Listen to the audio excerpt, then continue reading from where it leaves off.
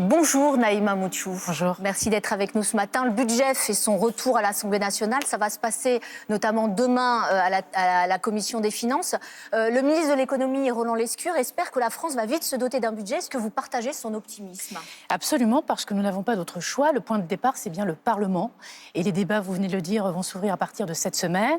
Probablement pendant encore une dizaine ou une quinzaine de jours dans le cadre des séances en hémicycle, en séance publique, pour doter le pays d'un budget. Nous en avons besoin, puisque nous sommes sous régime de loi spéciale, qui est un service minimum. Nous avons besoin d'avancer. Je suis ministre des Outre-mer. Je peux vous dire que les Outre-mer ont besoin urgemment d'un budget pour pouvoir déployer les projets, pour pouvoir avancer. Je pense à Mayotte, à la Nouvelle-Calédonie. Donc c'est urgent.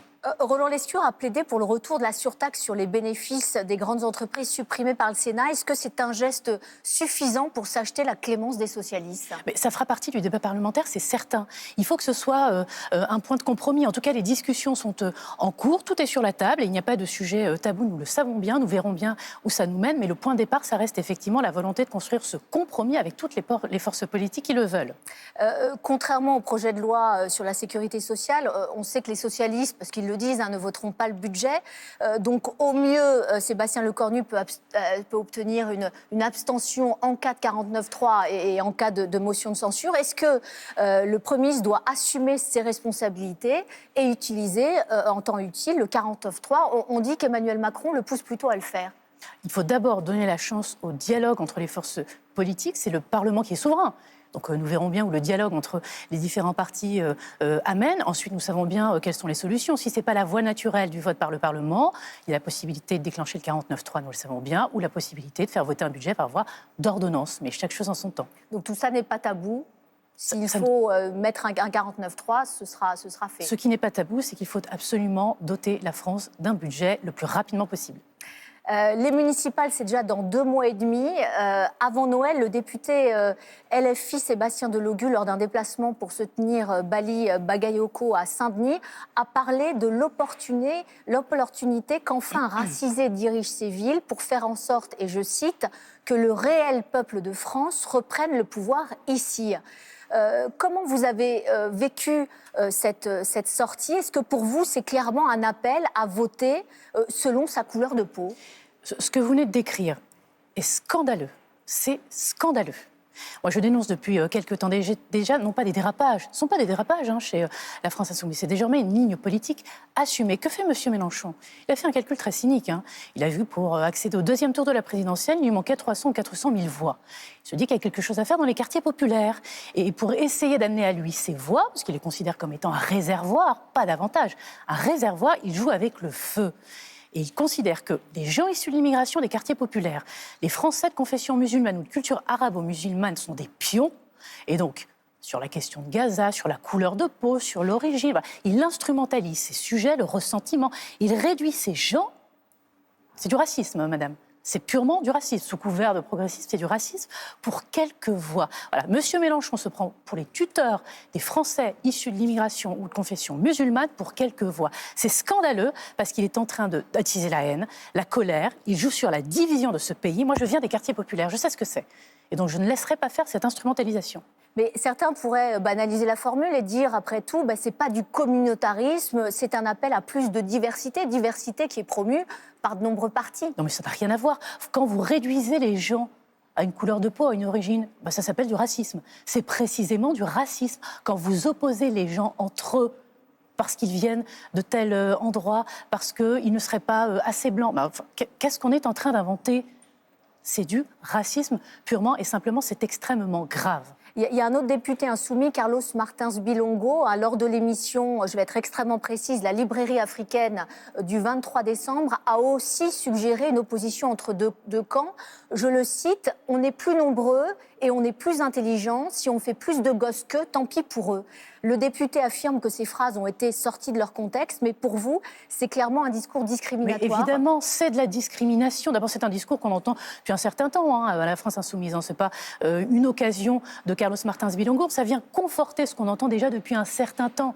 Donc, ce n'est pas sorti de son contexte, ça n'est pas vrai. la France Insoumise assume. Elle assume de dire, il y a un réservoir de voix dans les quartiers populaires, jouons avec le ressentiment de ces gens et donc appuyons effectivement là où ça fait mal. C'est scandaleux ce qui est en train de se passer et nous ne devons pas laisser faire.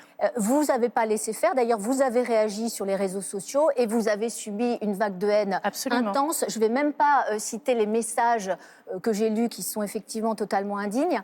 Vous l'avez ressenti comment? Comme un moyen de vous faire taire? Absolument.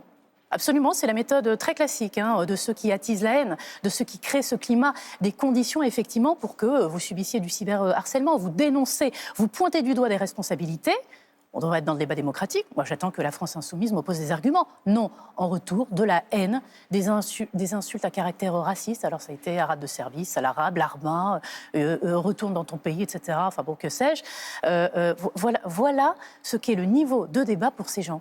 Et un dernier mot là-dessus, vous craignez que ces questions-là, ce vote communautaire, soit au cœur de la campagne des municipales? Je le crains, puisque c'est l'atmosphère dans laquelle on est en train de s'inscrire. On est au début de la campagne. Les candidats commencent à dérouler leur programme. Et donc on sent bien, effectivement, qu'on est entré dans cette atmosphère, dans cette haine, et on va vouloir opposer les uns aux autres sur cette base. C'est évidemment quelque chose que je combats d'où je viens. Et compte tenu du parcours qui est le mien, je viens des quartiers populaires, je suis aussi issue de l'immigration, je dis, je ne laisserai pas faire. Voilà, moi j'ai un devoir moral de parler de ce sujet et d'essayer de protéger le pays. Je veux donner à ces gens à aimer la France, et pas l'inverse, pas l'inverse. Vous êtes, je l'ai dit, ministre des Outre-mer. Emmanuel Macron a convié tous les élus de Nouvelle-Calédonie le 16 janvier pour relancer le dialogue politique sur l'avenir institutionnel du territoire. Il s'agit de clarifier la mise en œuvre de l'accord de Bougival avec, à la clé, un référendum local en février 2026. On a quand même le sentiment en ce moment qu'il y a une forme d'impasse entre les pro-indépendance et les loyalistes. Vous connaissez l'histoire de la Nouvelle-Calédonie, elle est fragile. L'avenir institutionnel de ce territoire est un sujet éminemment complexe qui s'inscrit dans le temps. Mais il y a une donnée constante, c'est que nous devons toujours poursuivre le fil du dialogue. Ce qui est important, c'est que les forces politiques, même quand elles ne s'entendent pas, puissent continuer à se parler pour essayer de tracer ce chemin. C'est l'intérêt des Calédoniens. Et donc, nous mettons tout ce que nous pouvons, j'ai envie de dire, sur la table pour que les forces politiques puissent continuer à discuter pour essayer de dégager un consensus autour de cet accord de Bougival, qui est un socle important. C'est un accord important. Ce qu'il permet aujourd'hui, ce qu'il ouvre comme possibilité pour la Nouvelle-Calédonie n'est pas à balayer d'un revers de main. Sauf que les indépendantistes contestent un peu le calendrier imposé par Paris et dénoncent ce qu'ils perçoivent comme un passage en force ou une négation du droit à l'autodétermination. Est-ce que vous redoutez de nouvelles tensions? Non, parce que d'abord, la porte est ouverte aux indépendantistes pour qu'ils puissent venir s'exprimer. Le président de la République les reçoit le 16 janvier. Ils pourront dire au président de la République ce qu'ils considèrent comme n'étant pas suffisamment solides dans le cadre de l'accord de Bougival. Mais tous les sujets peuvent être abordés sans tabou. Encore une fois, l'accord de Bougival est un socle de travail. S'il y a besoin d'éclairer, s'il y a besoin de compléter, regardons les choses. Mais il faut commencer déjà par venir à la table des discussions pour ça. Et donc, je le dis, je le redis, la porte reste ouverte pour que nous puissions, sur la base de cet accord, qui est un accord important pour le territoire, ouvrir des perspectives aux Calédoniens. Vous revenez aussi d'un déplacement à Mayotte. Un an après, comment se porte l'archipel? La situation à Mayotte, effectivement, dont je reviens, reste difficile. La situation est difficile pour les Mahoraises et les Mahorais, un an après le cyclone Chido qui a été particulièrement dévastateur. Donc moi, j'ai vu les stigmates et j'ai vu encore les difficultés et le chemin qui reste à parcourir. Mais j'ai vu aussi le territoire commencer à se redresser. Et donc on a une responsabilité majeure au sein du gouvernement pour continuer à suivre la situation de près, pour mettre les financements évidemment qu'il faut pour reconstruire le territoire. C'est pour ça que le vote d'un budget, il est important. Les 4 milliards d'euros pour la reconstruction et la refondation, nous n'avons pas le temps d'attendre pour Mayotte, pour reconstruire les écoles, les infrastructures, pour l'accès à l'eau. Donc il y a encore du travail, mais ça avance. Et je prends l'engagement d'être au rendez-vous dans les prochaines semaines pour suivre cela de près et pour que tout ça se concrétise.